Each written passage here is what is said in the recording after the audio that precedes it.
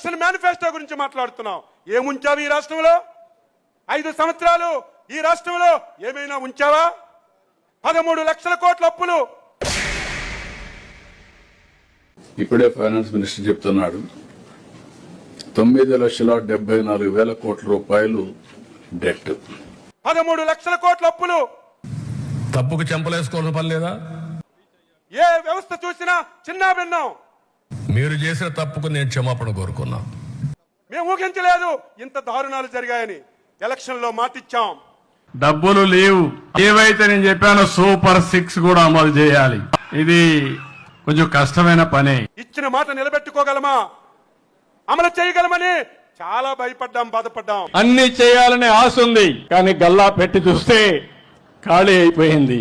కానీ సమర్థవంతమైన నాయకుడు చంద్రబాబు నాయుడు గారు, కేంద్రంలో మోడీ గారు సహకారం తీసుకొని మీరు నేను ఎవరు ఊహించిన విధంగా వాట్ ఆర్ యు టాకింగ్? 2 సంవత్సరాల్లో సూపర్ 6 అని చెప్పి ప్రతి హామీని అమలు చేసి సూపర్ హిట్ చేసిన విషయాన్ని ప్రతి ఒక్కరు కూడా గుర్తుపెట్టుకోవాలి. ఓయమ్మా చానా చిన్న సెకల్లేవరా నీలా.